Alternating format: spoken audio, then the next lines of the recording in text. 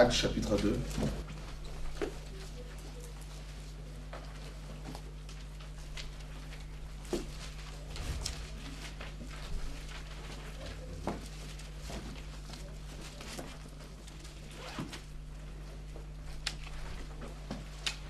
Est-ce que quelqu'un peut-il nous lire du verset 1er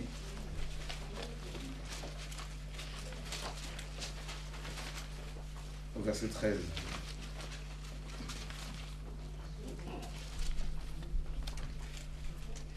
Le jour de la Pentecôte, ils étaient tous ensemble dans le même lieu. Tout à coup, il vint du ciel un bruit comme celui d'un vent impétueux, et il remplit toute la maison où ils étaient assis. Des langues semblables à des langues de feu leur apparurent séparées les unes des autres, et se posèrent sur chacun d'eux. Et ils furent tous remplis du Saint-Esprit, et se mirent à parler en d'autres langues, selon que l'Esprit leur donnait de s'exprimer. Or, il y avait en séjour à Jérusalem des Juifs, hommes pieux de toutes les nations, qui sont sous le ciel. Au but du milieu, la multitude accourut et elle fut confondue parce que chacun les entendait parler dans sa propre langue. Ils étaient tous dans l'étonnement et la surprise et ils se disaient les uns aux autres: voici ces gens qui parlent, ne sont-ils pas tous galiléens?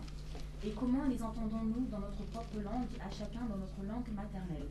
Parthes, Mèdes, Élamites, ceux qui habitent la Mésopotamie, la Judée, la Cappadoce, le Pont, l'Asie, la Phrygie, la Pamphylie, l'Égypte, le territoire de la Libye, voisine de Cyrène, et ceux qui sont venus de Rome, juifs et prosélytes, crétois et arabes, comment les entendons-nous parler dans nos langues des merveilles de Dieu? Ils étaient tous dans l'étonnement et ne sachant que penser, ils se disaient les uns aux autres: que veut dire ceci? Mais d'autres se moquaient et disaient: ils sont pleins de vin doux. Alors Pierre, se présentant avec les 11, éleva la voix et leur parla en ces termes: hommes juifs, et vous tous qui séjournez à Jérusalem, sachez ceci et prêtez l'oreille à mes paroles. Ces gens ne sont pas ivres comme vous le supposez, car c'est la 3e heure du jour. Mais c'est ici ce qui a été dit par le prophète Joël. Dans les derniers jours, dit Dieu, je répandrai de mon esprit sur toute chair. Vos fils et vos filles prophétiseront, vos jeunes gens auront des visions et vos vieillards auront des songes. Oui, sur mes serviteurs et sur mes servantes, dans ces jours-là, je répandrai de mon esprit et ils prophétiseront. Je ferai paraître des prodiges en haut dans le ciel et des miracles en bas sur la terre, du sang, du feu et une vapeur de fumée. Le soleil se changera en ténèbres et la lune en sang avant l'arrivée du jour du Seigneur, de ce jour grand et glorieux. Alors quiconque invoquera le nom du Seigneur sera sauvé. Ok. On va lire un deuxième passage dans toujours Matthieu, chapitre 16. Vous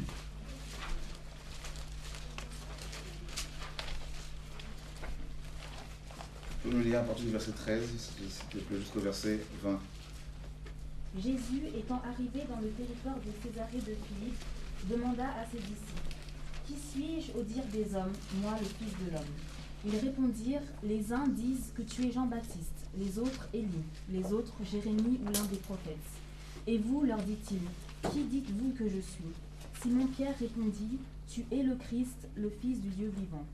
Jésus, reprenant la parole, lui dit: tu es heureux, Simon, fils de Jonas, car ce ne sont pas là la chair et le sang qui t'ont révélé cela, mais c'est mon Père qui est dans les cieux. Et moi je te dis que tu es Pierre, et que sur ce roc je bâtirai mon église, et que les portes du séjour des morts ne prévaudront point contre elle. Je te donnerai les clés du royaume des cieux, ce que tu liras sur la terre sera lié dans les cieux, et ce que tu délieras sur la terre sera délié dans les cieux. Alors il recommanda aux disciples de ne dire à personne qu'il était le Christ. D'accord.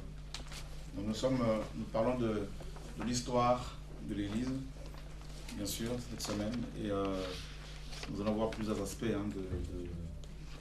de cette histoire. On va ce soir parler sur l'Ecclésia, n'est-ce pas, que Dieu a bâti. D'accord? Et le Seigneur dit à Pierre, on connaît bien ce passage, on a eu à enseigner là-dessus, il pose la question aux apôtres: qu'est-ce que les gens pensent de moi? Qu'est-ce que les gens disent sur moi?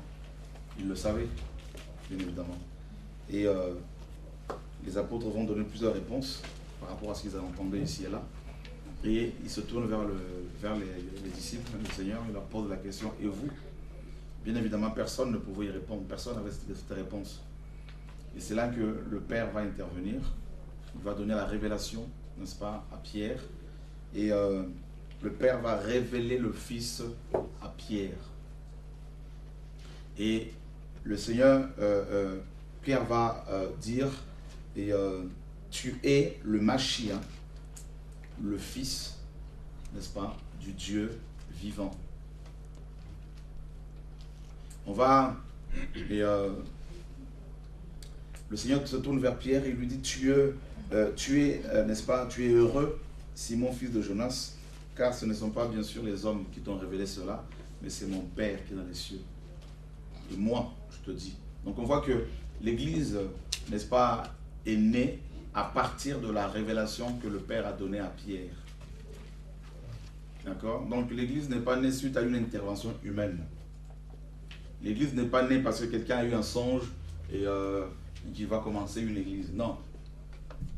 Nous voulons parler de l'histoire de l'Église que Dieu a bâtie, hein, pas l'histoire du christianisme. Donc voilà.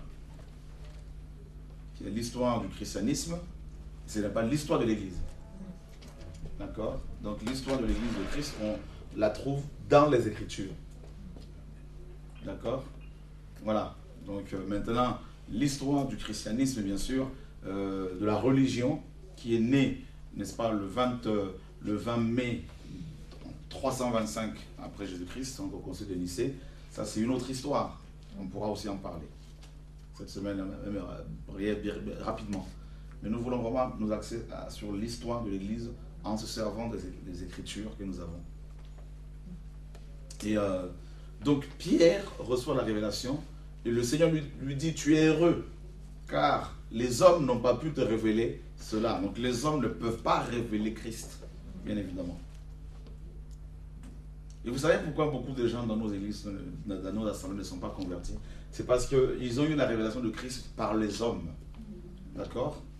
Donc du coup, quand ces hommes tombent, ben, ils tombent avec. D'accord? Mais Pierre n'a pas eu cette révélation par un docteur, par un apôtre, par un prédicateur. C'est directement le Père qui lui révèle son Fils. Donc, vous pouvez chercher à enseigner à quelqu'un, matin, midi, soir, la parole de Dieu. Vous pouvez chercher à communiquer la parole à une personne qui se dit chrétienne. Si cette personne n'a pas reçu directement de la part du Père, sans passer par les hommes, la révélation de Christ, ça ne sert à rien. C'est comme si vous allez jeter vos perles au pourceau. Ça ne sert à rien. L'Église est née, nous parlons de l'histoire de l'Église, hein, et nous avons ici, n'est-ce pas, la source de cette histoire-là. Pour la première fois, Yeshua parle de son ecclésia. D'accord? Et il en a parlé suite à la révélation que le Père a donnée à Pierre. Sans cette révélation, le Seigneur n'allait pas parler de son ecclésia.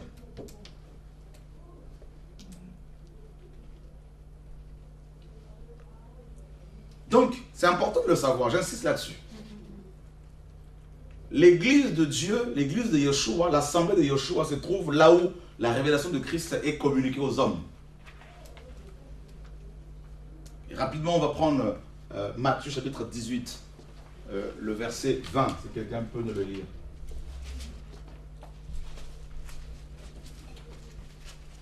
Car là où 2 ou 3 sont assemblés en mon nom, je suis au milieu d'eux.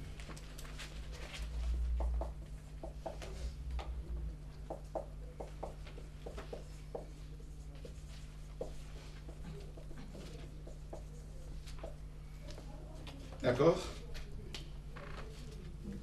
Donc, le Seigneur dit là où deux ou trois sont assemblés en mon nom, je suis là.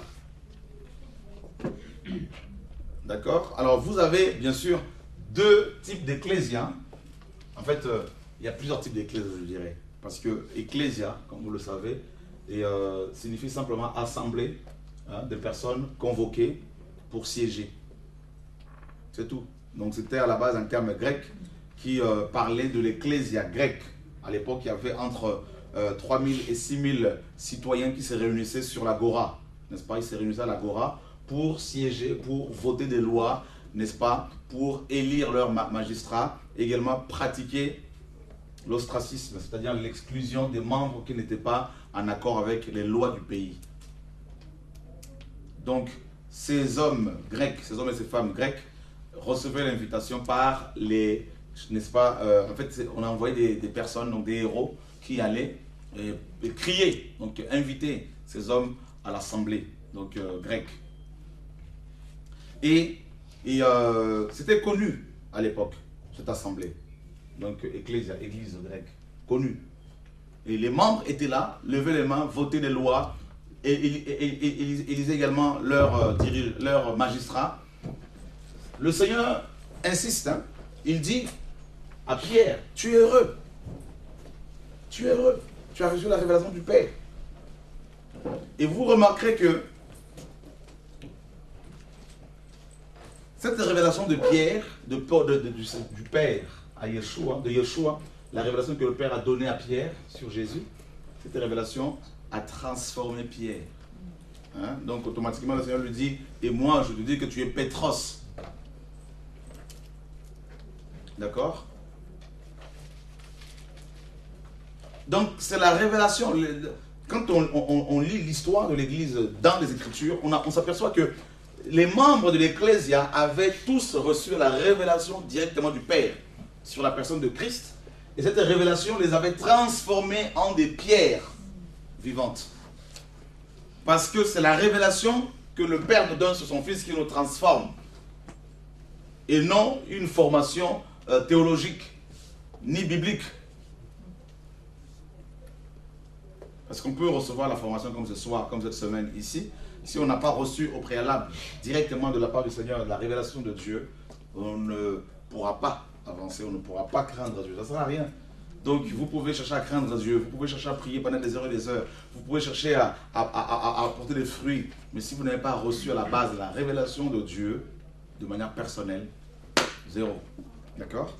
Et moi je te dis que tu es Pierre, n'est-ce pas? Donc Pierre, Simon est devenu Pierre, suite à la révélation qu'il a reçue. Et le Seigneur parle de son ecclésia. Et moi, je dis que tu es Pierre et que sur ce roc, d'accord, je bâtirai mon ecclésia. Donc, on connaît un peu ces choses-là. Premièrement, ici, nous avons Pétros. Donc, c'est le matériau. Après, Pétra, un grand caillou. D'accord, un grand rocher. Et je bâtirai mon ecclésia. D'accord? C'est terrible, l'histoire de l'église selon la Bible. D'accord? Et nous avons quoi? Nous avons, à la base, nous avons la révélation d'une personne. La révélation sur une personne. D'accord? D'où le dernier livre de la Bible, la révélation. Le premier livre de la Bible nous présente Christ sous la forme de typologie. Donc le premier Adam, créant l'homme à notre image. Cette image était encore cachée. D'accord? Voilà. Donc Genèse nous présente Christ sous la forme d'Adam, le premier homme. Donc c'était un mystère caché. Et le dernier livre de la Bible, Genèse, Apocalypse, pardon, nous révèle, d'accord, ce Dieu. Et c'est pour cela que Apocalypse commence par révélation de Jésus-Christ. D'accord? C'est terrible. Hein? Action d'ôter le voile. Apocalypse 6.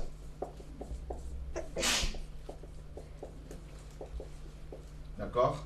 Action d'ôter le voile.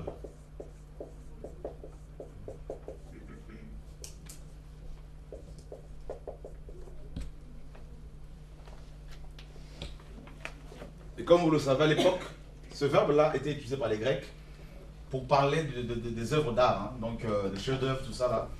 Lorsqu'une statue, par exemple, était, lorsqu'un sculpteur avait fini son œuvre, tout ça, eh ben, son chef-d'œuvre, il la couvrait, par exemple, si c'était une statue, d'un voile blanc. Et le jour de l'inauguration, il y avait une foule de personnes qui étaient convoquées. Et puis il venait, et puis il enlevait le voile. Et tout le monde découvrait en fait voilà, l'œuvre qui était magnifique. C'était grand cri, des acclamations. Donc l'auteur, n'est-ce pas, les auteurs du Nouveau Testament vont se servir souvent de ce verbe-là, n'est-ce pas? Donc révélation,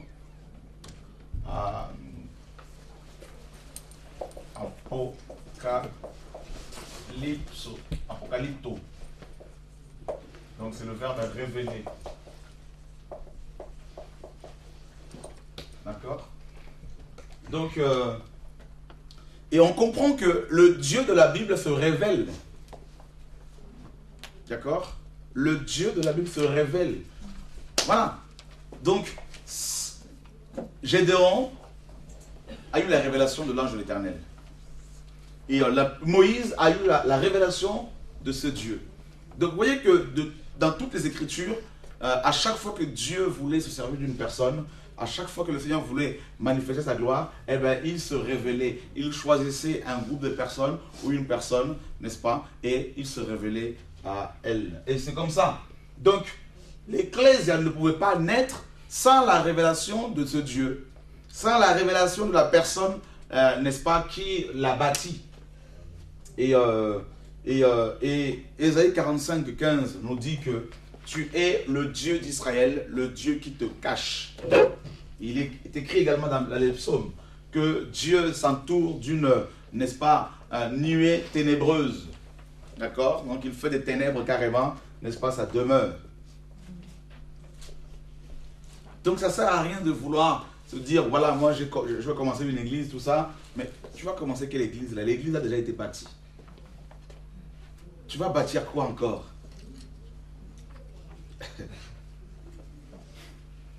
Alléluia.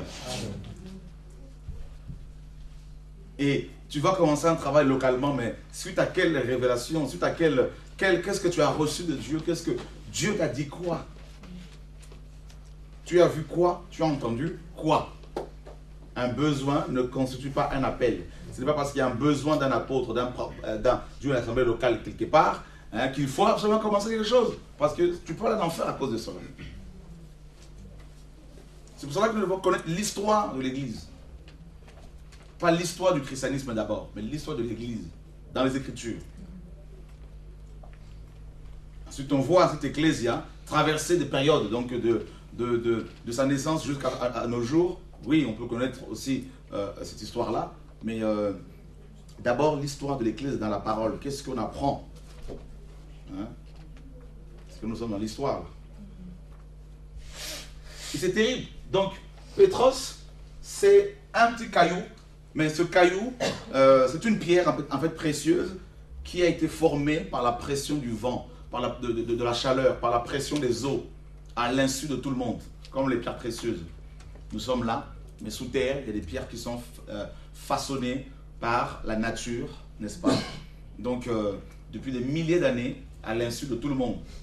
Et le jour où on tombe dessus, on est complètement émerveillé de voir la beauté de ces pierres précieuses, de ces diamants, de ces rubis. Mais pourtant, elles ont subi des pressions incroyables dans les coulisses.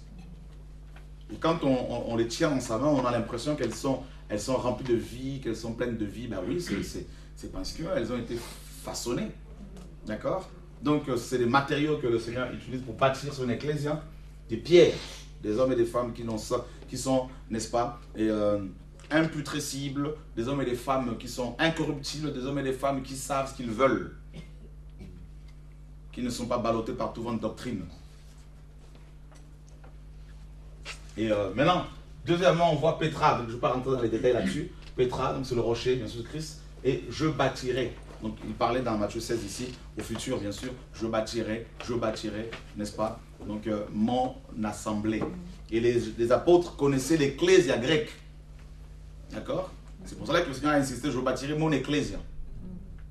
S'il avait dit, je bâtirai l'ecclésia, les apôtres n'allaient pas comprendre parce qu'il y avait déjà l'ecclésia grecque et aussi l'ecclésia hébraïque. Parce qu'en tant qu'hébreux, les apôtres connaissaient l'église hébraïque, c'est-à-dire Israël dans le désert. C'était l'assemblée, on l'appelle l'assemblée. D'accord? Donc on l'appelait l'assemblée. Donc l'assemblée de 12 tribus dans le désert. Donc c'était l'image de l'église, parce que c'était un type de l'église, comme vous le savez.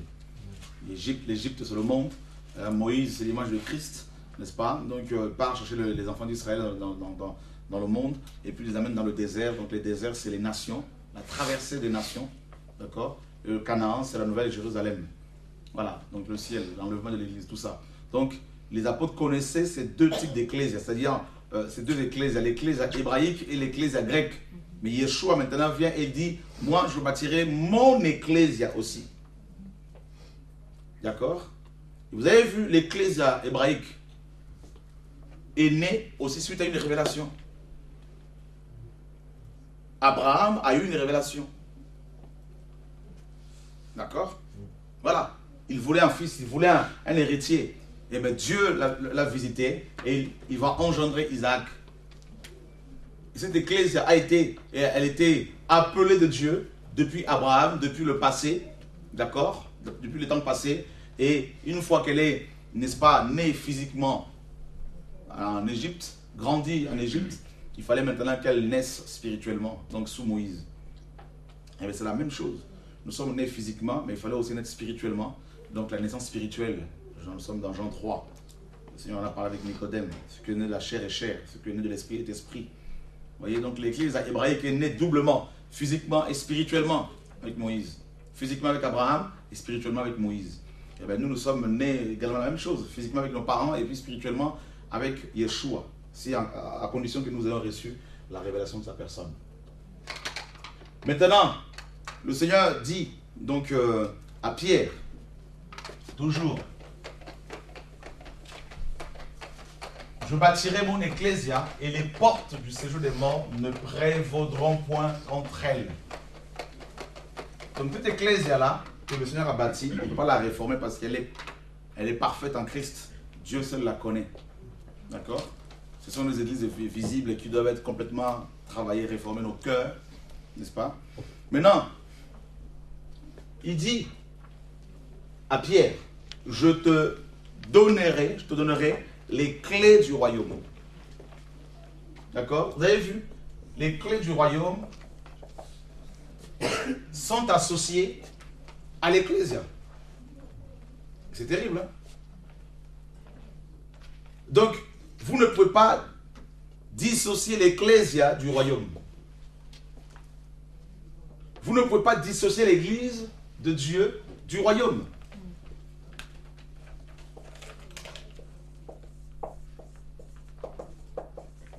L'église est associée au royaume, n'est-ce pas? Donc, mes amis, vous vous rendez compte ici? Et le Seigneur dit,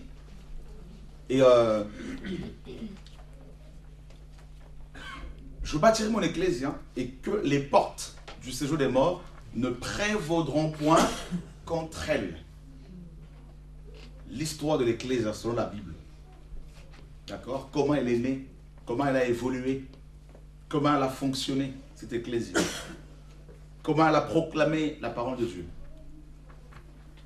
Cette ecclésia-là, mes amis, le Seigneur lui dit que les portes du séjour des morts ne peuvent rien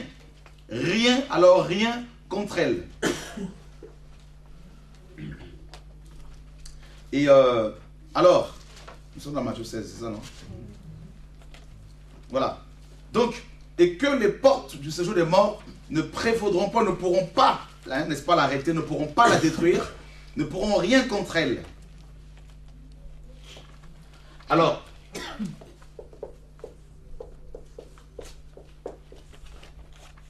Pilate,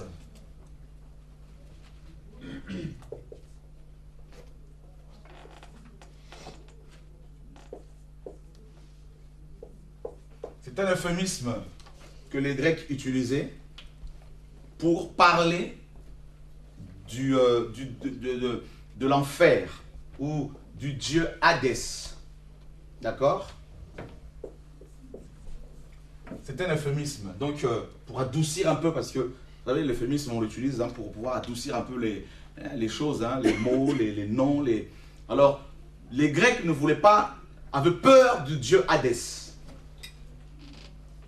C'est le dieu qui faisait le plus peur aux gens. Parce que Hadès, c'est le dieu du monde souterrain. Le dieu de l'enfer. Donc du monde de la mort. Alors, les Grecs ne voulaient pas prononcer son nom. Alors, ils ont utilisé cet euphémisme-là, Pilate. Et Pilate veut dire porte close. D'accord? Porte close.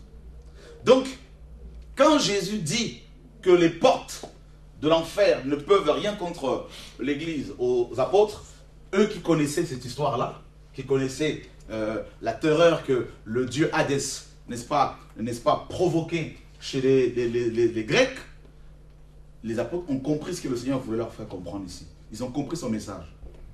Donc, les portes closes, les portes du dieu Hadès étaient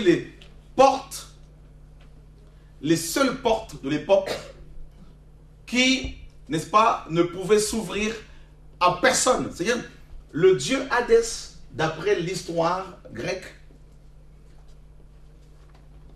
le dieu Hadès ne laissait personne sortir de ce monde. Alors personne. D'accord? Personne. Et la preuve en est que tous les morts avant Christ, les morts croyants, aucun, n'est-ce pas, aucun n'est sorti définitivement de ce monde. Vous ne verrez avant la grâce aucun prophète, aucun homme qui était mort et ressuscité et qui n'était plus mort. C'est pour cela que la Bible dit que Jésus-Christ est le premier-né d'entre les morts. C'est-à-dire le seul à être mort et ressuscité pour ne plus mourir. Parce que ceux qui étaient morts et ressuscités, comme le fils de la Sunamite, que Élie a ressuscité, tout ça, mais de nouveau était mort. Enfermé par les portes de l'enfer. D'accord? Donc quand Jésus annonce que les portes de l'enfer ne peuvent pas empêcher l'Ecclésia de sortir de ce monde, c'est une annonce terrible. C'est une déclaration, mes amis, c'est une déclaration qui suscite de l'espérance.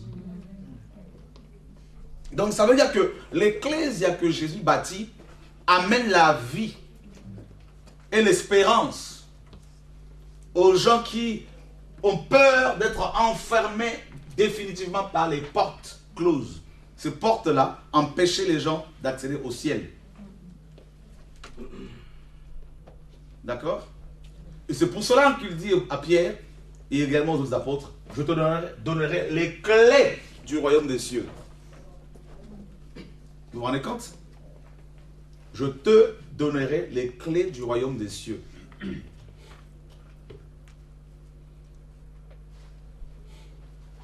Amen. Ça vous intéresse là? Amen.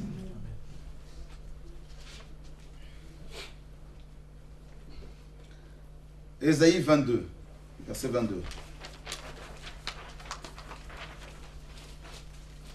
Quelqu'un pour le lire?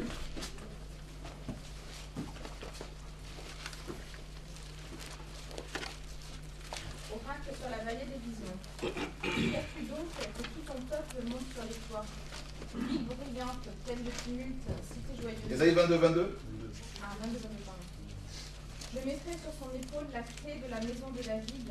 Quand il ouvrira, nul ne fermera. Quand il fermera, nul n'ouvrira. Waouh! Vous voyez que Jean n'est pas le premier à parler de cela. Quand il en parle dans Apocalypse là-bas, le Seigneur, par le prophète Ésaïe, 800 ans avant son avènement, avait déjà prophétisé cela. Qu'avec ces clés-là, la clé de David, alors la clé de David, ça veut dire quoi? La clé de David égale clé du royaume. Parce que quand on parle de David, on voit automatiquement le royaume. C'est le plus grand roi chez les Juifs. Hein? Le plus grand roi des Juifs, c'est David. Et Yeshua est le fils de David. Donc si Jésus est roi, Jésus-Christ est homme, il tient cette royauté, cet héritage de son père David, n'est-ce pas? Donc et Joseph, son père adoptif, était descendant de David. Donc Joseph, en adoptant Jésus-Christ, il lui a conféré, n'est-ce pas, cet héritage davidique. Donc, la clé de David égale clé du royaume de Dieu. D'accord? Et le Seigneur dit maintenant aux apôtres, je vous donnerai les clés du royaume des cieux. Donc, ça veut dire quoi? Selon l'histoire de l'Église, selon les propos du Seigneur, selon la parole, selon la Bible, et l'Église que Yeshua a bâtie a reçu les clés, c'est-à-dire l'autorité pour ouvrir le monde du Dieu Hadès.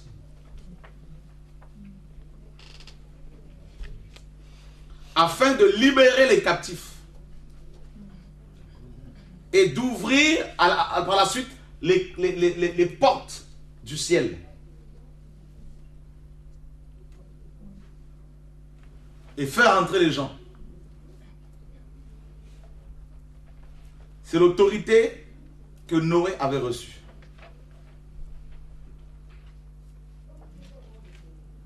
Vous vous rendez compte?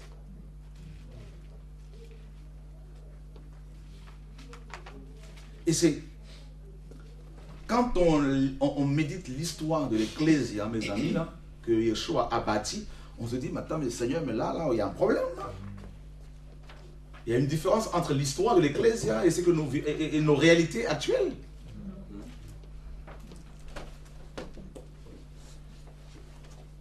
D'accord? Et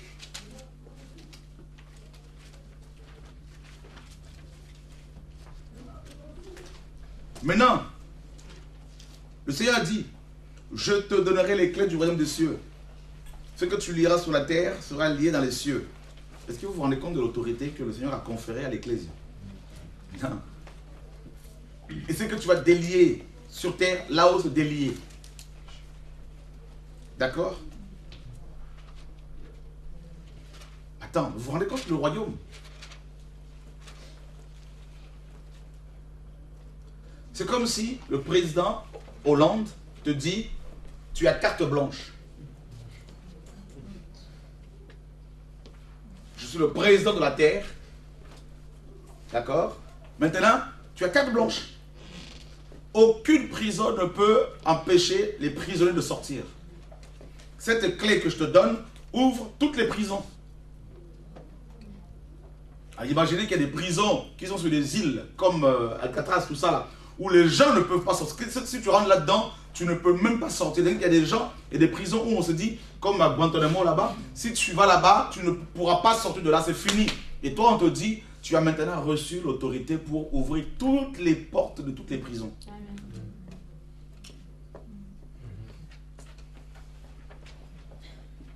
Et en plus de là, les bourreaux, n'est-ce pas, qui surveillent ces prisons, ne pourront rien contre vous. Amen. Amen.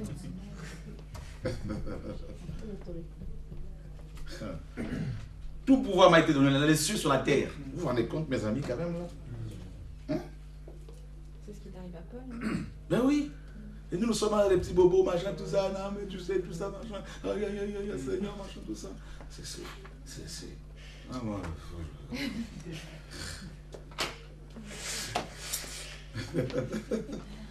Dieu nous a donné deux dieux tellement magnifiques. Il a permis que deux apôtres dans les Écritures soient enfermés en prison et libérés de manière miraculeuse pour nous montrer à quel point l'Ecclésia ne peut être contenue, gardée, voilà, donc enfermée dans une dénomination ou prison, bâtiment ou je sais pas quoi. Pierre en prison dans Acte 12. Il dormait, il était fatigué. Un ange arrive, les garde. Et la Bible dit que la porte la plus grande, hein, s'est ouverte d'elle-même. Devant l'Ecclésia. Ben oui, Pierre avait la clé, mais il ne le savait pas. Quand il arrive devant la porte, allons lire cela quand même, parce que vous allez vous dire, mais qu'est-ce qu'il raconte ce monsieur là? Que cela nous révolutionne quand même. Hein? On entendait l'histoire de l'église autrement, non, avec des dates, avec des machins. Ça peut arriver demain, si Dieu permet. À chaque fois, il me change des choses. Voilà. Acte chapitre 12. Alors, quelqu'un peut-il nous lire? Verset 8. Et l'ange lui dit, mets ta ceinture et tes sandales, et il fit ainsi. L'ange lui dit encore, enveloppe-toi de ton manteau et suis-moi. Pierre sortit et le suivit. Ne sachant pas que ce qui se faisait par l'ange était réel, et s'imaginant avoir une vision. Lorsqu'ils eurent passé la première garde, puis la seconde, ils arrivèrent à la porte de fer. Ah, quelle porte? La porte de fer qui mène à la ville et qui s'ouvrit d'elle-même devant eux. Ok, arrête là. Et que les portes du séjour des morts ne prévaudront point contre elles. D'accord? Les clés égale l'autorité. L'autorité de Christ, on l'a. Je prends un exemple. C'est tout simple. Mon frère Bachir, tu veux venir? Tu veux le mettre là, s'il te plaît. C'est un camion de, je sais pas, 1 tonne, 2 tonnes. Et moi, je suis tout petit. Policier. Alléluia. Il fonce vers moi, 200 km à l'heure. Et je suis policier avec ma tenue. Avec un sifflet, je sais. Qu'est-ce qu'il fait? Pourquoi? Ok. Qu'est-ce qui prouve que je suis une autorité? Ma tenue. Ok. Donc il s'arrête. Ok. Maintenant, s'il décide de ne pas s'arrêter, qu'est-ce qui va se passer? Il m'écrase. Nous sommes d'accord, hein? Il m'écrase. Ok. Mais par contre, l'autorité que nous avons reçue, s'il décide de m'écraser, je fais ça seulement. C'est bien que je sois une autorité, mais si je n'ai pas la puissance, il m'écrase. Donc tu peux être pasteur, apôtre, docteur, avec ta soutane, avec ta tenue. Les gens vont te respecter. Mais il arrivera à un moment donné où il y a des gens ou des démons qui diront non, non. Malgré ta tenue, tu reprends ta position, ton autorité, nous allons te combattre quand même. Mais si tu n'as pas la puissance, la clé de David, là il t'écrase. Maintenant, s'il décide de foncer malgré cela, parce qu'il dit moi il est petit, malgré sa tenue, eh bien il ne sait pas que j'ai la puissance. Et si je parle maintenant, si je déclare, là il est lié. Voilà, au nom de Jésus, calme-toi, arrête-toi. Parce qu'il y a l'autorité et la puissance. Et c'est ce que l'Ecclésia a reçu, selon l'histoire de la Bible. D'accord? Voilà pourquoi quand Pierre arrive, merci, devant la porte de fer, c'est bien précisé, la Bible précise bien les choses, hein, le Seigneur fait bien les choses. Aucun mot n'est laissé au hasard. Hein. Il arrive devant la porte de fer, d'elle-même. C'est comme dans un film de science-fiction. La porte s'ouvre. Et Pierre passe naturellement. Un autre apôtre, Paul, on connaît l'histoire, avec Silas, 2 apôtres. Hein? Prophète, apôtre. Ils chantent à minuit, tremblement de terre, les portes s'ouvrent et les prisonniers libérés. Mais par contre, si dans nos églises, nous ne voyons pas cette puissance-là, c'est parce que la plupart ne sont pas bâties par Dieu. Elles n'ont pas reçu la révélation de Christ. Elles ont reçu la révélation des pasteurs. Elles sont autour des pasteurs, autour des apôtres, des prophètes. Et les démons le savent.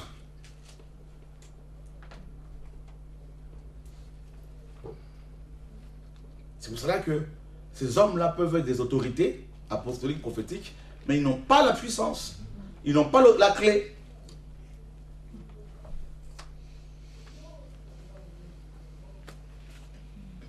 Le Seigneur a dit, si c'est par le doigt que je chasse les démons, le royaume de Dieu est arrivé jusqu'à vous. C'est ça le royaume de Dieu. Et c'est pour cela que toutes les paraboles, pratiquement la plupart des paraboles, avaient une relation avec le royaume. Le royaume des cieux est semblable, même la parabole de 10 vierges. Vous voyez, toutes les paraboles qui parlent de l'Ecclésia parlent en même temps du royaume. Le royaume des cieux est semblable à 10 vierges qui, ayant pris leur lampe, allèrent à la rencontre de l'époux. Vous ne voyez pas qu'il y a toujours le royaume et l'Ecclésia, le royaume et l'Ecclésia. Ben oui. L'Ecclésia que Yeshua a bâti travaille avec l'onction royale. Avec l'autorité royale.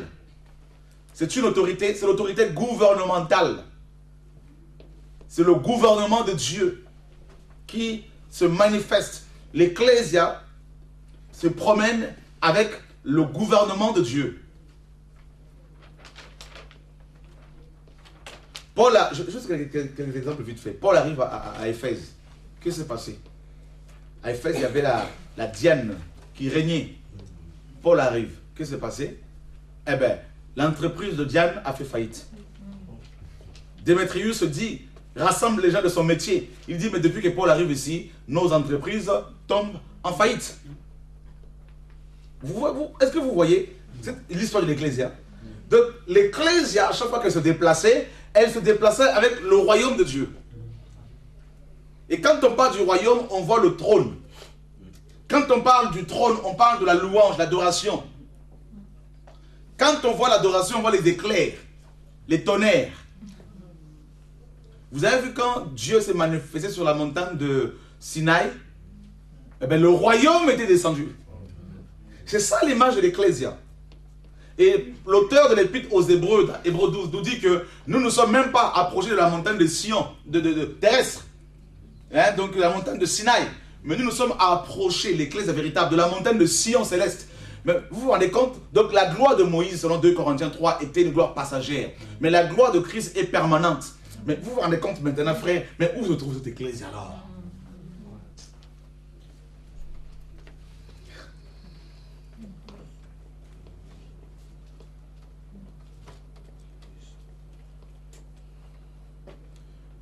Et dans nos églises, nous voulons défendre Dieu. Nous voulons faire l'apologie.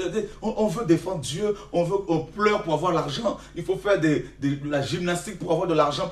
Parce que Dieu n'est pas là. Ce sont les ecclésias humaines. Tout simplement.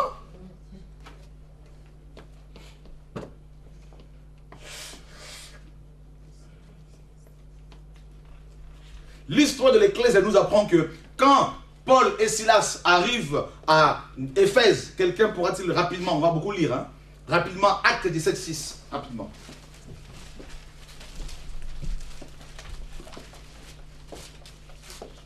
Et n'ayant pas trouvé, ils traînèrent Jason et quelques frères devant les magistrats de la ville en criant, ces gens qui ont bouleversé le monde sont aussi venus ici. Ah, Jason les a reçus. Jason les a reçus. Ces hommes qui ont bouleversé le monde. Voilà l'histoire de l'Ecclésia, mes amis. L'Ecclésia en mouvement. Et là, c'est quoi? C'est seulement 2 personnes. Paul et Silas, les amis.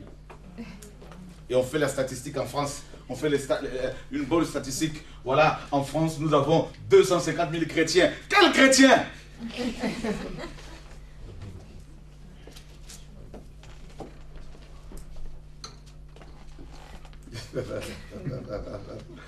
Jésus de Nazareth. Qui est bouleversé? Révolutionnaire. Moi, je ne suis pas un gars satisfait. Ce que je partage, je vis au Seigneur, quand je vis la vie, je vois des choses. Je ne veux pas vivre autre chose que ce que je vis. Si je ne vois pas ça, Seigneur, moi j'arrête. Moi, je suis comme ça avec Dieu. Je veux me sanctifier, je refuse les femmes, je refuse de prendre ton argent. Mais si je ne vois pas ce que Paul a vécu, Seigneur, j'arrête. Si je dois souffrir pour l'argent, j'arrête. S'il n'y a plus d'argent pour les locaux, là, j'arrête. C'est comme ça. Les clés du royaume des cieux. Mais les portes de l'enfer tremblent.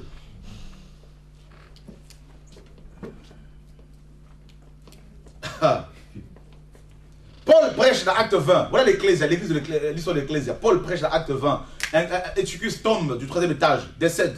Paul descend, il le prend. On n'a pas entendu dire que Paul a prié pendant toute la nuit pour que le gars ressuscite.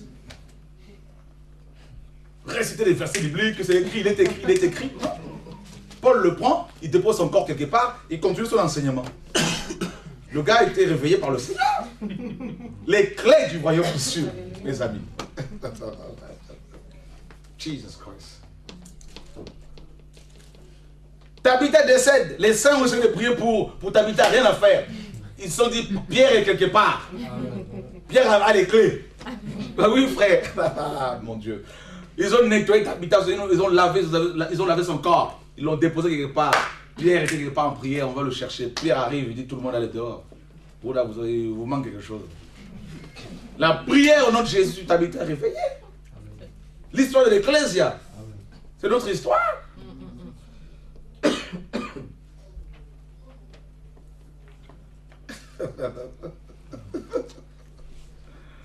Jesus Christ.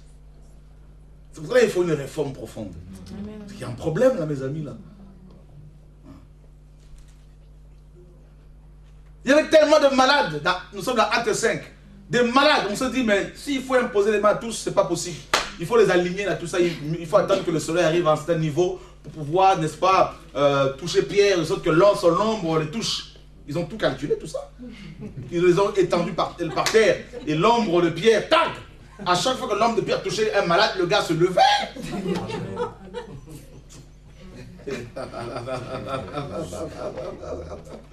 Jesus Christ. Jesus Christ. Il y avait des malades, ils se sont dit, mais comment faire? Les hôpitaux sont remplis de malades. Paul ne peut pas aller partout. Qu'est-ce qu'on fait? Eh bien, prophétiquement, on va prendre des mouchoirs. On vient, on touche le corps de Pierre, Paul. Et toi va à l'hôpital Louise Michel. Toi, tu pars là-bas, Saint-Pétier, je ne sais pas quoi là. Allez, les gens allaient avec leurs mouchoirs. Ils arrivent là-bas, là, chez les cancéreux. Tac, on applique sur les malades. Tac, ils se réveillent. Oh, ça se lever. Partout là, ils arrivent chez mes amis, les sidéens. Tac, on applique. Tac, les clés du royaume des cieux, frères. Oh, man,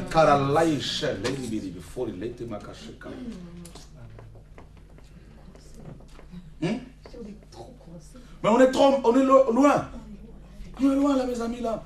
On n'est pas révolutionnaires, frères et sœurs. On se contente de nos choses, on se contente de nos boulots, on se contente de machin là, tout ça là. On est complètement loin de tout ça là. On n'est pas révolutionnaire, frères et sœurs. Jesus Christ. Yeshua dit, je bâtirai. Vous vous rendez compte, il dit, je bâtirai. Mais ça, c'est quelque chose. Je bâtirai mon assemblée. Mon assemblée qui est sortie du monde, sortie de la peur, des traditions d'hommes, des coutumes, de l'orgueil, sortie de choses. Et point par mois, et envoyé maintenant, mes amis.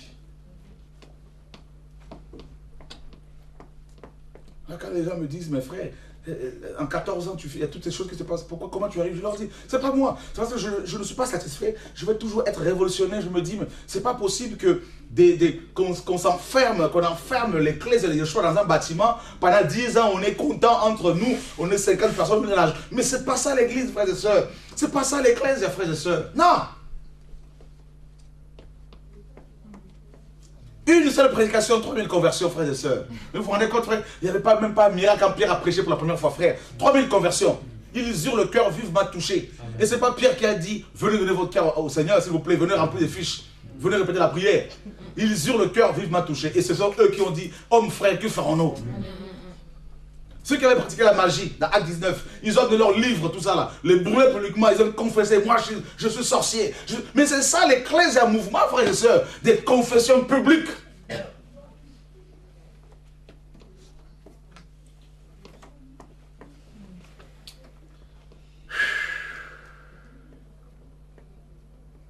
Oh, alléluia, glory,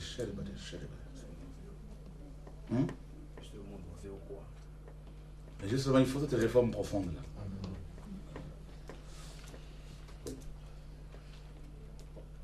Ces hommes-là étaient d'abord bâtis individuellement par Dieu, dans le secret.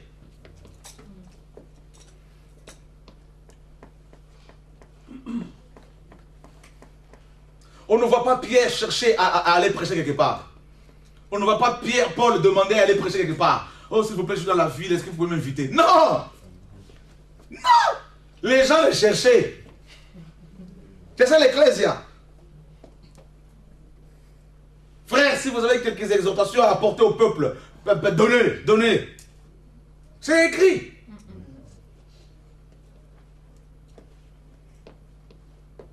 Les démons pouvaient dire, dans Acte 19, au fils de Séva, nous savons qui est Paul. Jésus, nous le connaissons. Mais vous, qui êtes-vous?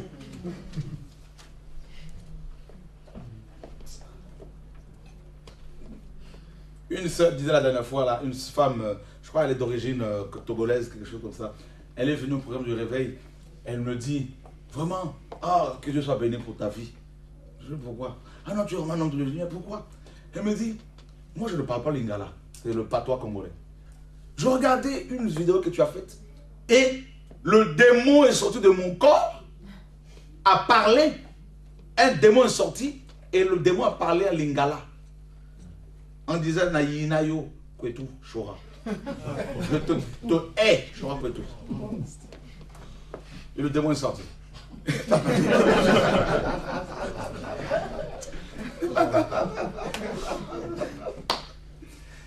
L'ecclésia, mes amis, mais vous ne vous rendez pas compte, hein? Non, parce qu'on a goûté à l'ecclésia, il y a des hommes. Attends. L'ecclésia. Mais vous ne vous rendez pas compte, mes amis, là. Le pasteur Blaise de Kinshasa m'a appelé ce matin, tout à l'heure. Il me dit, je fais passer une vidéo du témoignage de Yeshua, c'est la vidéo du 21 décembre, à la chaîne nationale là-bas. Il dit, un évangéliste, pendant qu'il visionnait cette vidéo, chez lui, à la télé, il appelle Blaise, parce qu'il met son numéro là. Il appelle Blaise et dit, mais cet homme, parce que l'onction m'a traversé comme pas possible. Et plusieurs personnes appellent comme ça du monde entier. Mais les clés du royaume, vous vous rendez compte, les clés du royaume. Mais c'est l'autorité de Christ conférée à l'ecclésia et l'enfer, le Dieu de l'enfer, le Dieu le plus grand, tremble.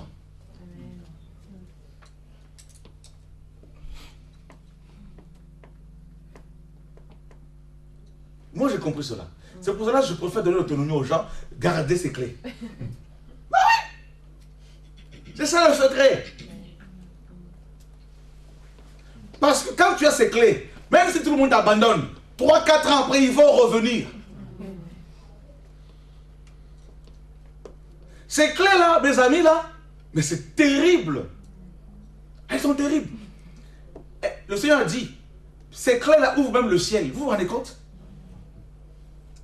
Vous savez que les gens destinés à l'enfer, là, vous arrivez, vous proclamez la parole, là, ça ouvre leur cœur, là, et puis directement, vous les faites entrer au ciel.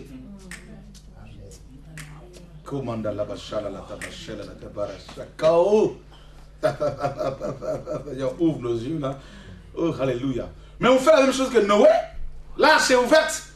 Et nous parlons et les crocodiles entrent. Nous parlons et les serpents entrent. Nous parlons et les vipères entrent, frère. Nous parlons, frères et sœurs, et les éléphants entrent. Nous parlons, les macaques entrent, frères et sœurs.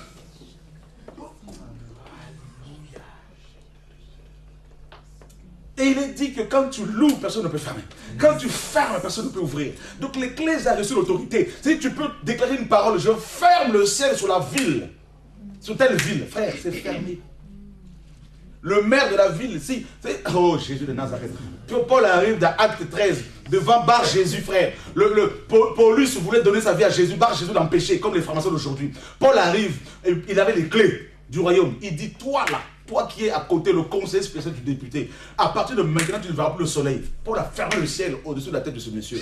Le gars instantanément est devenu aveugle. Vous n'avez pas vu chez nous, là, tous ceux qui sont partis dans la rébellion, ils ont perdu l'onction. Vous croyez que c'est quoi là? L'ecclésia. Le monsieur est devenu aveugle. Il perd la vision. Et la Bible dit que le député de la ville, de l'île, s'est converti. Frappé par la doctrine du Seigneur. Avec l'autorité là, tu peux dire à un président de la République, toi là, parce que tu veux combattre l'œuvre du Seigneur là, toi tu ne seras plus élu. L'autorité de l'ecclésia. Élisée l'avait. Quand Naaman est arrivé, il envoie Géasi. Va le Dieu aller se baigner là-bas. Jesus Christ.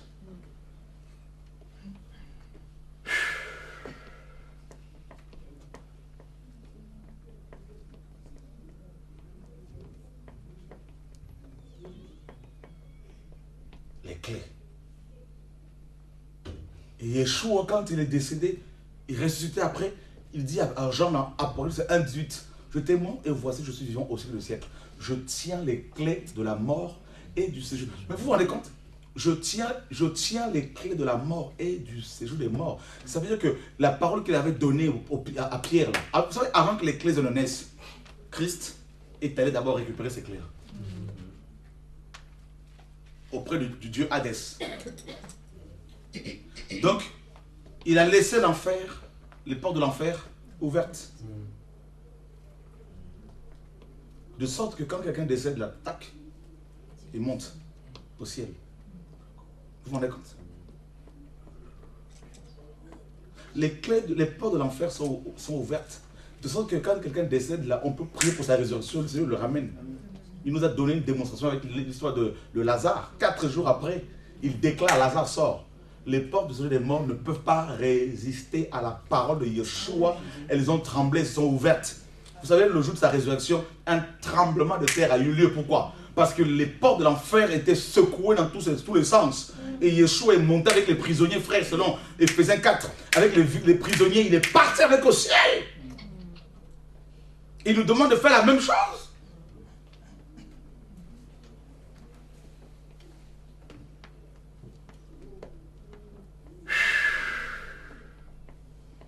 Oh, alléluia.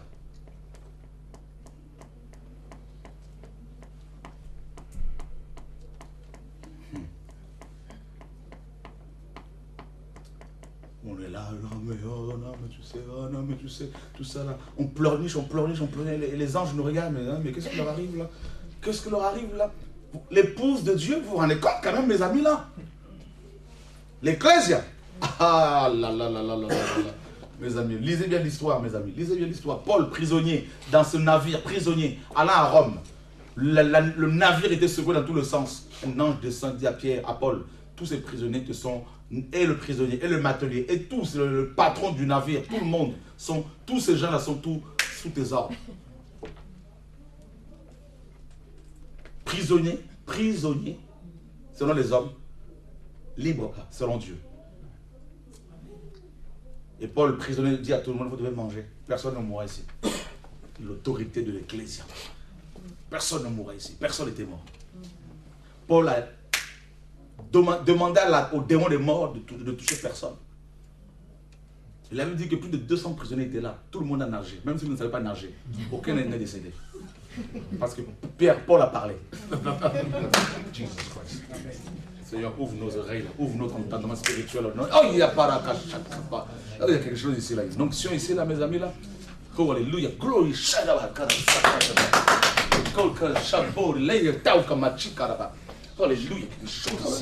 Jesus.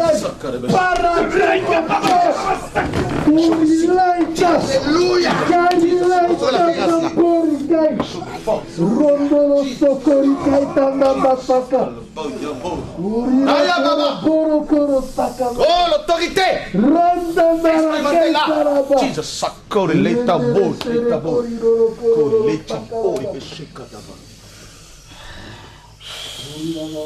alléluia. Oh! Chikalabaya mandala kasaya baba baba baba baba baba. Oh, alléluia. Oh, alléluia. Gloria bakaraba sakata baraba shekata baraba. Jesus.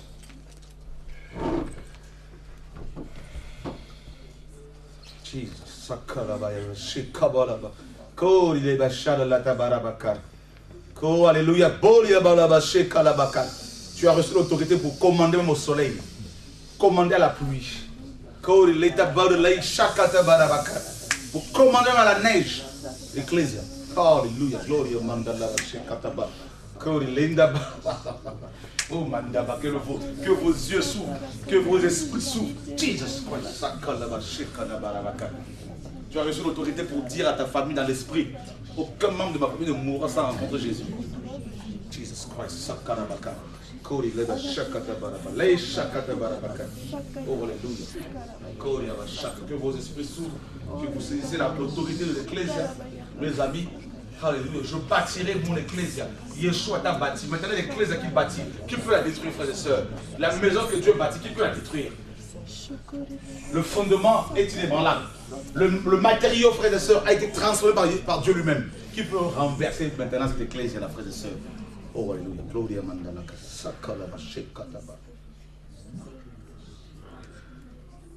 Ça, cette onction-là, c'est l'autorité de Christ qui vient à libérer ton âme, libérer ton esprit de la mauvaise compréhension des choses.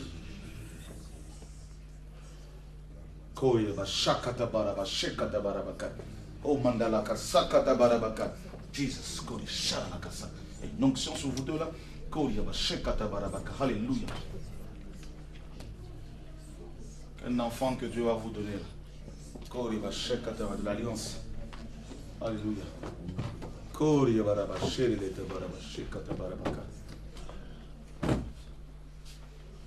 L'histoire de l'Ecclésia, mes amis. L'histoire de l'Ecclésia. Là, nous sommes dans l'Ecclésia biblique. Femme, ta langue se déliera pour proclamer, pour prophétiser au nom de Yeshua. Et Dieu va libérer ta famille, toi qui es venu de loin pour la première fois, pour t'inscrire ici. Puissance de réveil. Oh, alléluia. Gloria bara. Sheta barabaka. Chita wakari. Lenta bori. China wakari. Sakata. Alléluia. Alléluia. Alléluia. Oh, sala la baya. Oh.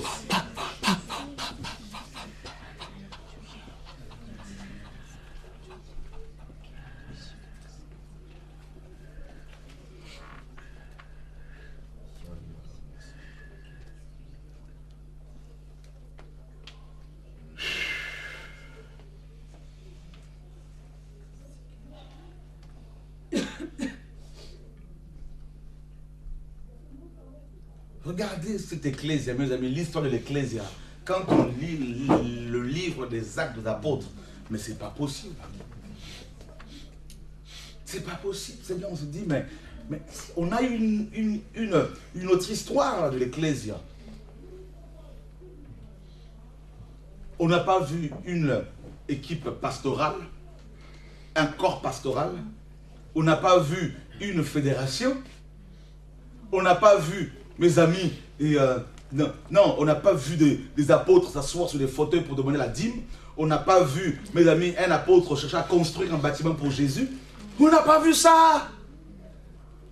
Ça, c'est l'histoire de la véritable ecclésia. Les autres histoires, l'autre histoire là, de ceux qui veulent construire, ça c'est l'histoire du christianisme. Ça c'est Constantin, c'est autre chose.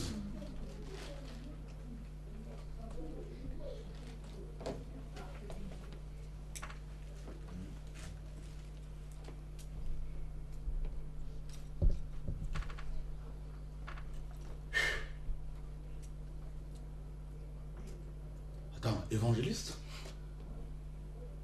Nos évangélistes aujourd'hui, mes amis, qui sont enfermés dans les bâtiments. Évangélistes. Mais Philippe, regardez la Samarie. Philippe arrive dans la Samarie. Qu'est-ce qu'on y trouve? Vous connaissez ces choses-là, mais comme l'esprit est là, on va mieux les comprendre. Philippe arrive dans la Samarie. Dans la Samarie, il y avait le règne de Simon le magicien. Le règne de Satan. Il fallait maintenant que le royaume de Dieu vienne. Et Dieu passe par l'ecclésia pour amener son royaume sur terre. Philippe arrive. Il lui prêcha le Christ. Et la Bible dit que le règne de Simon le magicien avait pris fin. Et c'était le règne de Christ. Vous vous rendez compte, frère? Des aveugles étaient guéris, des boiteux étaient guéris, des sourds étaient guéris, la bonne nouvelle était annoncée, il y avait de la joie dans la ville. Voilà l'ecclésia, l'histoire de l'ecclésia.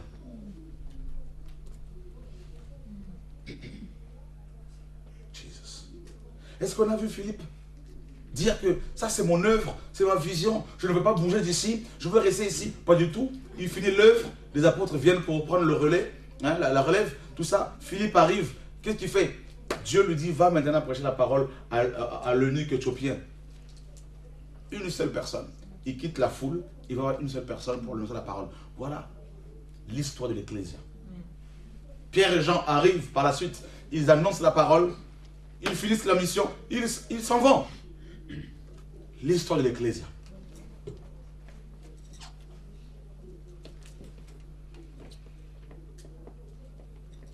Et quand Simon le magicien vient avec l'argent pour corrompre Pierre, afin de recevoir l'onction. Qu'est-ce que Pierre a dit? Que ton argent périsse avec toi. Voilà l'histoire de l'église de Yeshua. Parce que le don de Dieu ne peut pas être, n'est-ce pas, reçu, on ne peut pas l'acquérir avec l'argent. Mais l'histoire du christianisme nous enseigne autre chose. C'est ce qu'on verra maintenant demain. Commencez par Constantin, bien avant. Mais ce soir, il fallait d'abord que vous ayez la vraie histoire. L'histoire de la véritable ecclésia.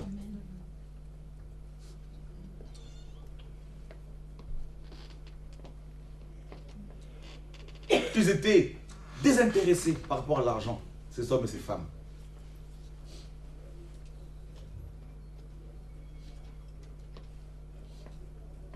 Jesus. Wow. Seigneur mon Dieu. Pourquoi sommes-nous arrivés là? Pourquoi sommes-nous arrivés à cet état-là? Pourquoi sommes-nous si malades? Si loin de la gloire? Mais parce que, justement, nous sommes issus du catholicisme, issus du christianisme. Voilà.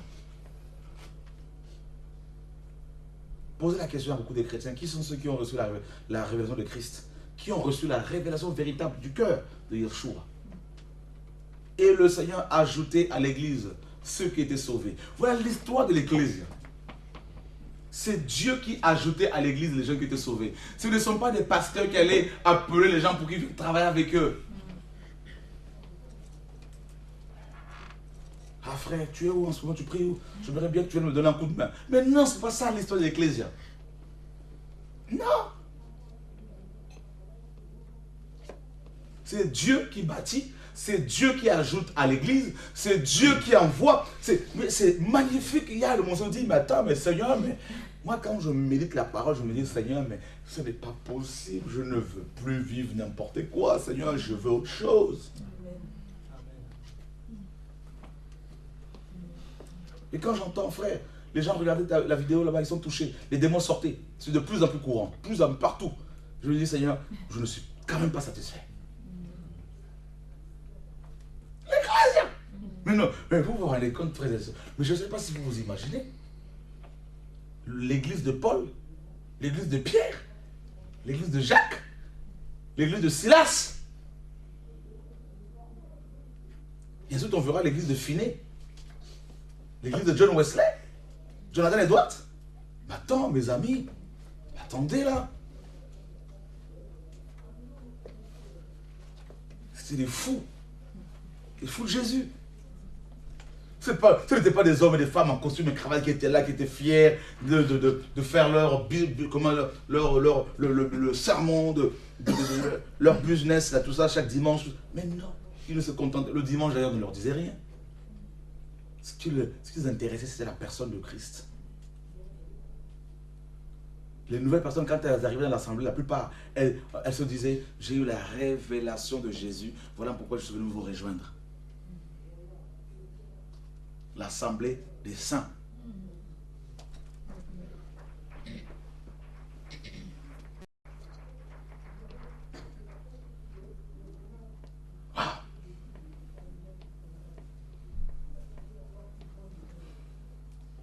Ananias et Saphira sanctionnés parce qu'il y avait tellement la sainteté. L'Ecclésia. Ces hommes qui ont bouleversé le monde sont arrivés jusqu'ici. Partout où ils allaient, il y avait des divisions, il y avait des dégâts. C'était comme des tsunamis qui passaient par là. Des tsunamis.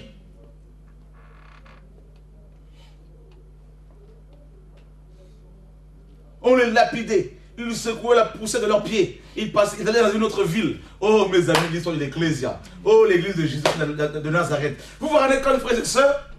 Jesus Christ. Comme disent les Canadiens, on est rendu où là?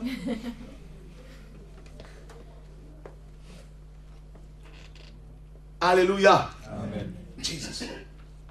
Et quand elle est née, cette Ecclésia, on l'a lu, hein? Acte 2. Le jour de la Pentecôte. Le Seigneur ne fait rien au hasard. La Pentecôte. La fête de semaine. La fête de récolte. Les nations étaient là. Vous avez vu, Anne, comment Dieu a brisé les barrières linguistiques, les barrières sociales. Il a tout brisé. L'Église est née, n'est-ce pas, tout en brisant les barrières raciales, linguistiques, sociales. Tout ça. Jacques pouvait dire, si parmi vous il y a un riche qui arrive, comment vous allez l'accueillir? Vous voyez? Mais c'est terrible. Donc il n'y a ni juif, ni grec, ni homme, ni femme, arabe, n'est-ce pas, égyptien, tout ça, libanais, tous, acte 2, tout le monde était là. Dieu a pris, c'est comme un filet jeté dans la mer et ça a attrapé toutes sortes de poissons. Voilà l'Ecclésia. Et vous voulez une église absolument, totalement française, mais vous n'avez rien pigé. Une église totalement africaine, vous n'avez rien pigé. Non. Sortons de nos coutumes, de nos traditions. Sortons.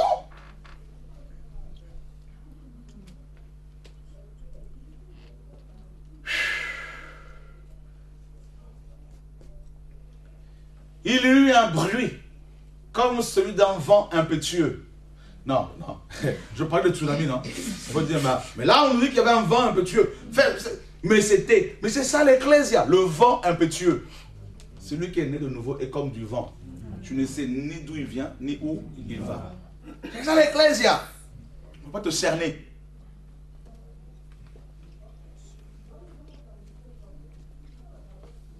Des lames de feu. Il y a eu le vent, il y a eu le feu.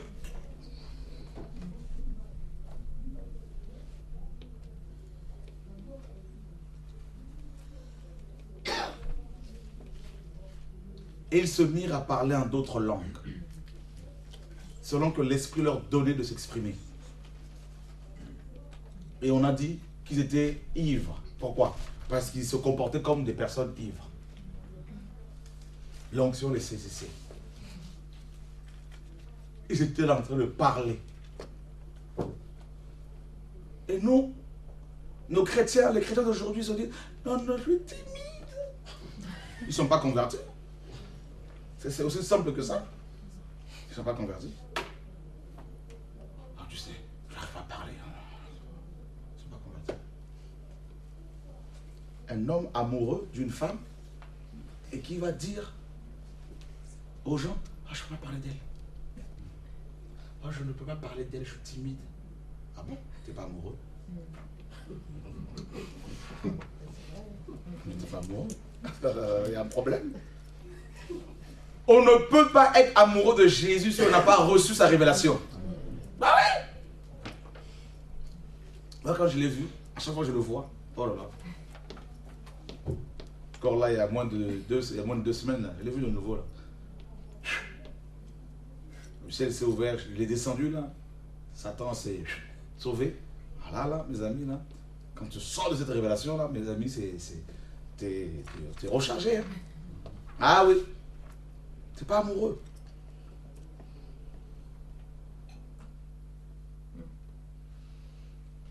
Alors quand je vois des gens qui sont des chrétiens, on est là, on se rencontre, on se fait du bien, oh, mais tu sais, Jésus est parmi nous, nous bénissons Dieu pour sa présence. Quelle présence? Elle est où cette présence? Hein? On rame là, tout ça, là, on rame. Quelle présence?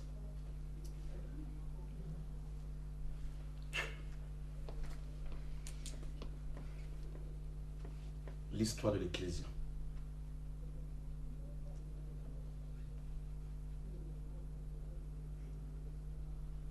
Si vous voulez expérimenter la gloire de Dieu, il faut que vous connaissiez cette histoire. Que vous commenciez à vous comparer à cette histoire. Comparez votre vie à cette histoire.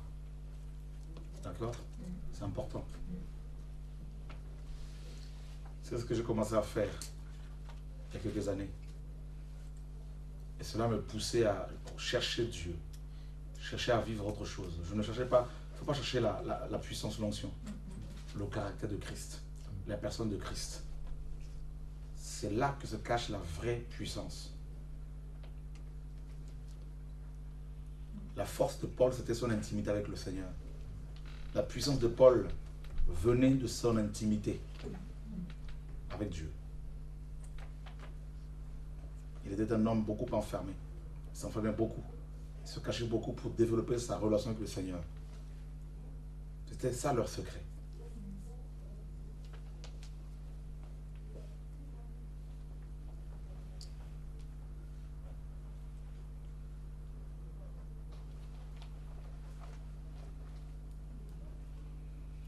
Et cette église, quand elle est née, on a vu tout ce monde. En fait, c'est Dieu qui les a convoqués lors de la Pentecôte. Pierre se lève et il ouvre sa bouche. Souvenez-vous qu'il avait la clé. 3000 conversions. D'accord? Vous avez vu cette autorité-là? 3000 conversions. Une seule prédication.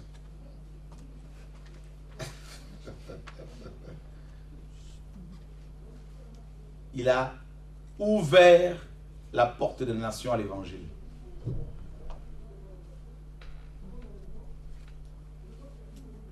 Deuxième prédication, 5000 conversions. L'église de Jérusalem atteint 5000 personnes. Il va chez Corneille, il ouvre la bouche. Toute la famille de Corneille, toute la famille, et les soldats, tout le monde, baptisé le même jour.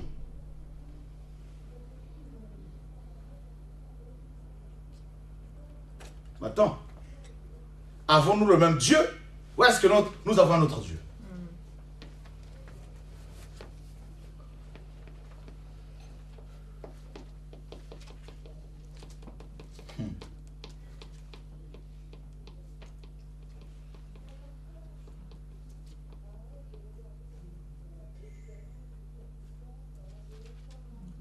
Actes, chapitre 5. Le Sanhédrin convoque les apôtres. Voilà l'Ecclésia. L'Ecclésia de Jésus est toujours convoquée par le Sanhédrin. Vous ne pouvez pas vous réclamer de cette Ecclésia et ne pas avoir affaire au Sanhédrin. Et nous verrons demain que ceux qui sont du christianisme ne sont jamais convoqués au Sanhédrin. Parce qu'ils en sont membres. Élus même. Le souverain sacrificateur Anne dit, Caïphe, nous vous avons expressément interdit d'enseigner en ce nom-là. Et voici, vous avez rempli Jérusalem de votre enseignement. Pierre se lève. Nous ne pouvons ne pas parler des choses que nous avons. Mais c'est ça l'Ecclésia. C'est parce que nous avons vu et entendu. Non de la bouche de Chora, mais de la bouche de Dieu lui-même, directement au ciel. Ah ouais? Frère, quand vous me voyez parler comme ça, je vois, j'entends. Je vous dis, c'est pas de l'orgueil. Je vois, j'entends, grâce au Seigneur. Donc quand tu vois ça, et que tu vois les choses s'accomplir, tu dis, mais aïe, aïe, aïe, aïe, aïe, aïe, au nom de Yeshua. Commencez à goûter aux clés là, frère. Ah non. Vous, je ne vous prêche pas des choses que je ne vis pas. Non. C'est écrit là, moi je le vois. Je ne suis pas satisfait, attention. Mais je le vis, frère. Je le vis. La sainteté là. Les gars, il y a un périmètre là, les gens ne peuvent pas rentrer n'importe comment. Quand ils rentrent, même les femmes, elles commencent à se préparer, tout ça commence à se couvrir alors qu'elles sont déjà couvertes.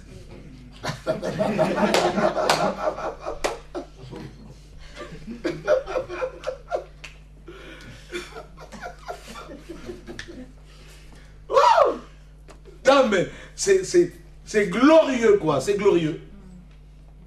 Tu fais les choses, l'Ecclésia du Seigneur frère, mais on n'a pas besoin, on ne court pas après l'argent, on ne court pas après les riches, on s'en moque. L'Ecclésia de Yeshua, l'histoire de l'Ecclésia frère, mais cette histoire-là, on la voit dans les actes des apôtres. C'est pour cela qu'on a intitulé ce livre Actes des apôtres. C'est-à-dire littéralement acte de l'Ecclésia. C'est ça. Parce que dans ce livre, il n'y a pas que les apôtres qui ont manifesté la puissance, l'autorité, la sainteté. On voit Étienne diacre. Hein? Attends, mes amis. Diacre, rempli de sagesse et d'esprit. Regardez l'autorité de ce diacre, l'Ecclésia. Mais Dieu a permis que ce livre soit écrit pour que nous autres, l'Ecclésia qui va connaître l'enlèvement de l'Église, que nous soyons préparés, que nous soyons révolutionnaires. C'est notre histoire. Comment nous sommes nés, comment nous avons nos grands-pères, nos parents, nos grands frères, grandes sœurs ont travaillé. C'est comme une boussole, une référence. Et quand on regarde cette boussole-là, ce GPS-là, et qu'on voit que la route que le christianisme actuel veut nous imposer ne correspond pas à la route qu'on a tracée ici, eh bien on refuse. Ça s'appelle la réforme, le retour à la source, le retour au fondement.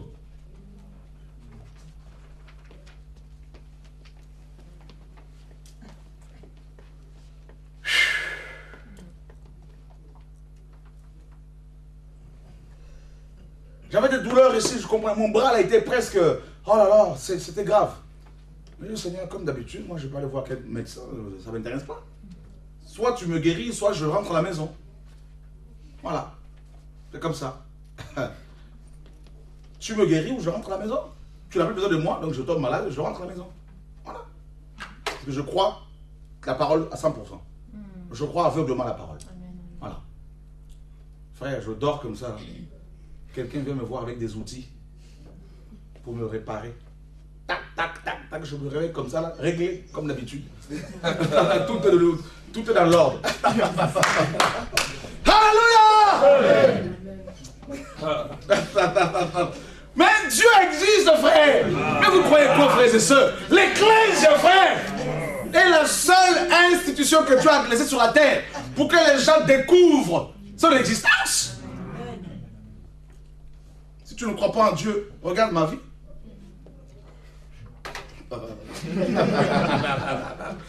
Quelqu'un qui n'a pas de couverture sociale depuis 20 ans, pas de médecin, rien. Hein? Pas de dentiste, pas d'ophtalmo, rien. Cardiologue, tout ça là, fini. S'il y a un problème, tu me prends, je meurs, je rentre à la maison. Ah. Simon Otoko, un prophète angolais, frère, à l'époque de Colomb, frère, les Portugais sont arrivés en Angola, ils lui ont arraché le cœur. Il y a sa photo là, on voit vraiment, il y a un trou là, tout ça. Là. Ils ont arraché son cœur, comme ça. Là. Il se lève comme ça, il dit, remettez mon cœur à sa place. Ah! Simon Kimbangu, prophète de Dieu. Ah, frère, terrible l'autorité, les clés du royaume. Un soldat vole, n'est-ce pas? Il avait du poisson fumé.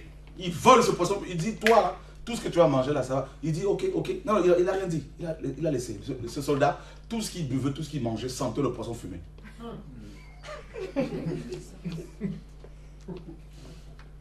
Hein? L'histoire de l'Ecclésia. Oh mes amis, les actes des apôtres continuent. Hein? Jesus Christ.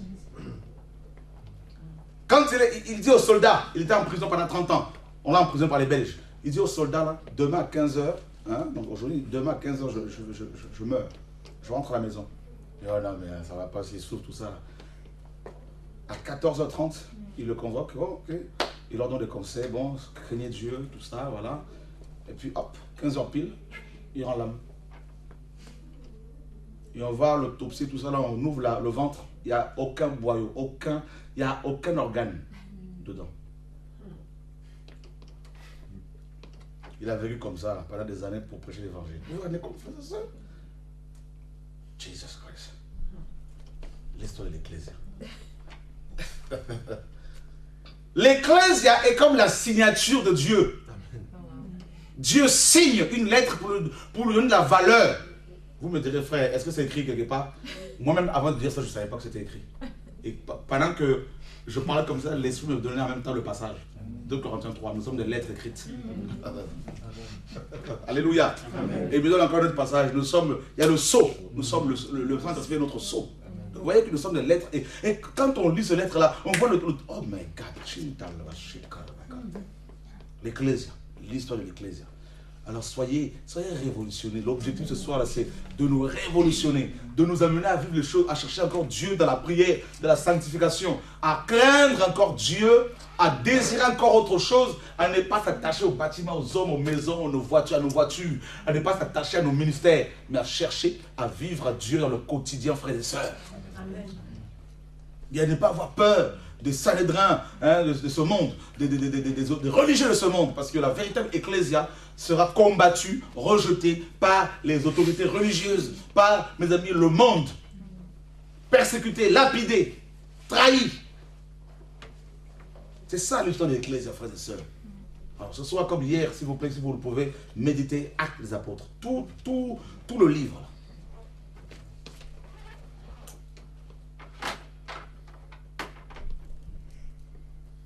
Vous avez vu dans les Actes des Apôtres les anges? Mais les anges étaient constamment avec les apôtres. On les enferme, les anges, un ange vient, il ouvre la porte, allez annoncer. Dans le temple, cette parole de vie. Mais l'ange, il ne pouvait pas faire le boulot là. Mais la prédication de la parole n'est pas donnée, confiée aux anges. Non, c'est à nous. Philippe, acte 8. Un ange va le voir. Lève-toi, descends là-bas pour annoncer la parole. Oh mes amis. Dans acte 12, Pierre, un ange va le voir. Allez, lève-toi, mets ta ceinture, tes chaussures, ton manteau. Allez, suis-moi. Alléluia. Jesus Christ. Dans acte 27, Pierre, Paul, dans ce navire, un ange va le voir pour dire, tu ne mourras pas. Dieu te donne la gestion de tout ce monde-là. Et les démons, ils couraient. Aujourd'hui, quand on dit que non, j'ai parlé avec Gabriel, il est malade.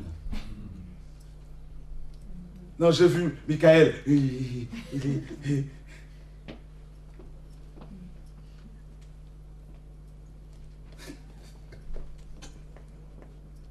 La dernière fois que tu as vu un ange, ça remonte à quand?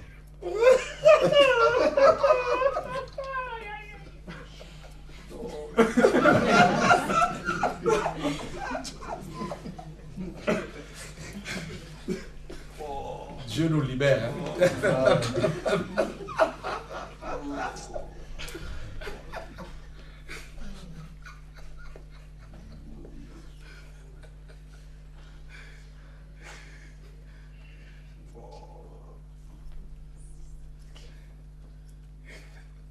Posez la question aux pasteurs, aux chrétiens d'aujourd'hui. Vous avez déjà vu un ange?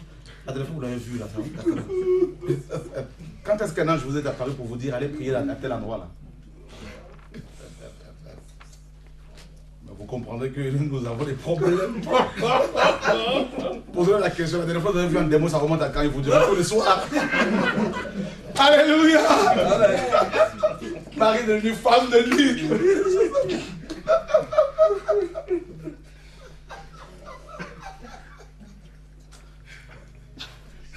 C'est fort ça.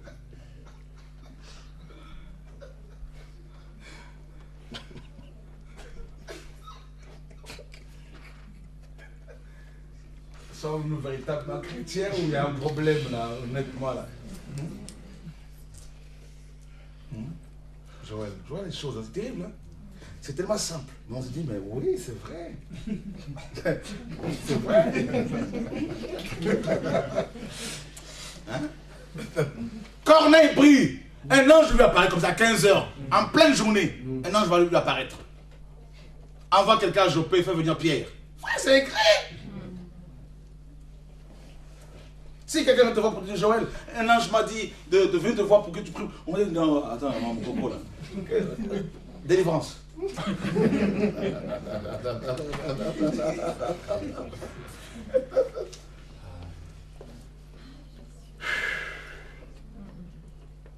C'est ça l'histoire de l'Église, notre histoire.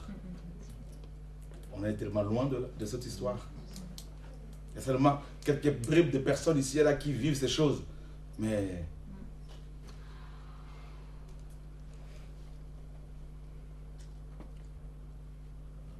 pourquoi cet état de choses? C'est parce que justement, il y en a qui s'étaient véritablement convertis mais qui se sont éloignés de Dieu.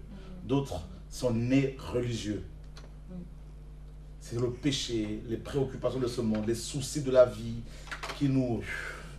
C'est les angoisses, les machins, les problèmes, les factures, on travaille durement, on a très peu de temps pour le Seigneur, tout ça. Alors que la parole dit, si nous avons le vêtement et la nourriture, cela nous suffit. Mais la société actuelle veut tellement nous formater. Vous avez vu ce nombre de chaînes de télé qu'on propose aux gens avec autant d'abonnements, mes amis, de 5 euros, 8 euros, 11 euros. Eh bien, il y en a qui ont plusieurs types d'abonnements, donc du coup, ils dépensent beaucoup d'argent. Donc, il faut travailler pour pouvoir payer toutes ces factures. Et du coup, ils n'ont plus le temps, ni pour eux-mêmes, ni pour Dieu, ni pour leurs enfants. Ils n'ont plus le temps.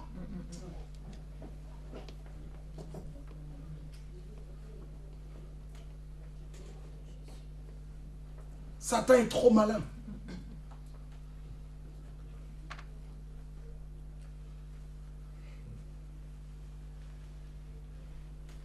Trop malin.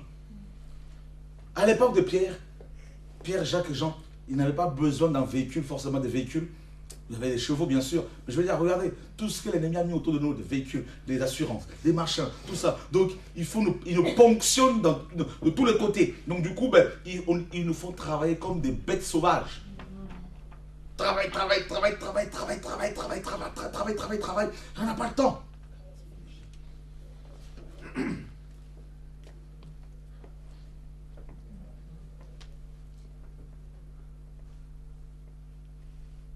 Il faut travailler, oui, comme la parole le dit. Mais comment? Est-ce qu'il faut se tuer? Donc du coup, on a très peu de temps, très peu de temps pour le Seigneur, pour nous-mêmes, pour nos familles. Eh bien, on est complètement éloigné de Dieu.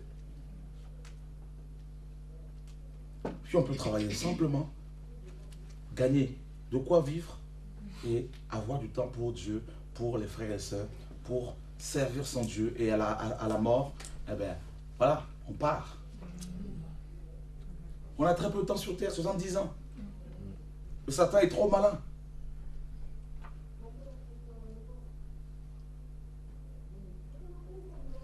C'est pour cela qu'il y a autant de problèmes. Parce que c'est vrai que quand on entend de telles choses, de tels enseignements, on se dit, waouh, Seigneur, on est tellement loin. Alors, pourquoi cela? Pourquoi sommes-nous si loin de la réalité de l'Église biblique? Eh bien, voilà, la pensée qui m'est venue tout de suite, c'est vraiment Babylone qui nous emprisonne. Il y a une forme d'emprisonnement par rapport au travail. Donc du coup, tellement de charges à payer, tellement de l'impôt ici, l'impôt là-bas. On est tellement, c'est esclave. Vous savez, à l'époque de la Bible, et, quand un roi, quand une nation s'emparait de notre royaume, eh ben, on lui versait un tribut. Donc, on est dans cet esclavage-là. Ce qui fait que il faut répondre à tous ces bourreaux, à ces créanciers, voilà, donc on doit tellement d'argent ici et là, donc on est emprisonné.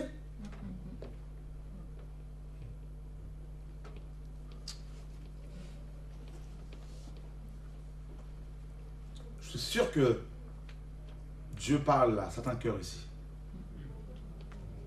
Pourquoi il y a autant d'éclatement de la famille dans nos sociétés occidentales? C'est parce que l'homme et la femme travaillent matin, midi, soir. Donc ils ne se voient plus tellement.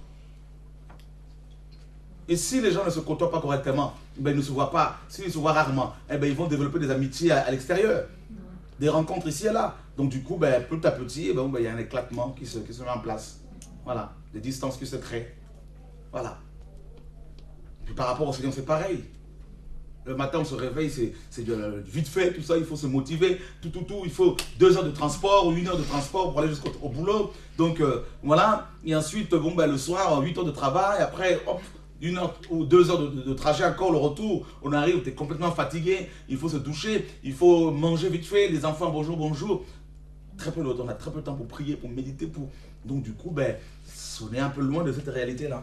Donc, du coup, on se contente de ce christianisme complètement morose, complètement dans la léthargie, et puis il n'y a plus rien, quoi. Puis, voilà, on est loin, complètement loin de Dieu. Plus rien.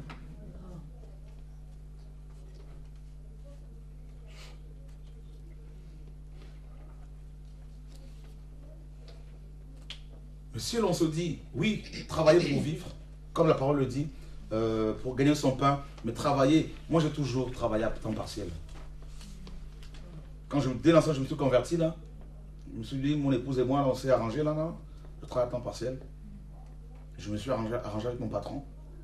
Je vais travailler peu, gagner de quoi payer mon loyer, de quoi nourrir et me vêtir, ainsi que mes enfants, et avoir du temps pour mon Dieu, pour les âmes.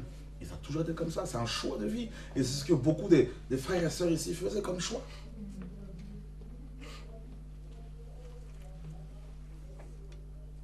Je parle aux États-Unis, au Canada, les frères et sœurs travaillent durement, ils ont plusieurs emplois, tout ça. Donc ils travaillent comme des malades, des malades. Et 20 ans après le travail, ils sont la santé a pris un coup.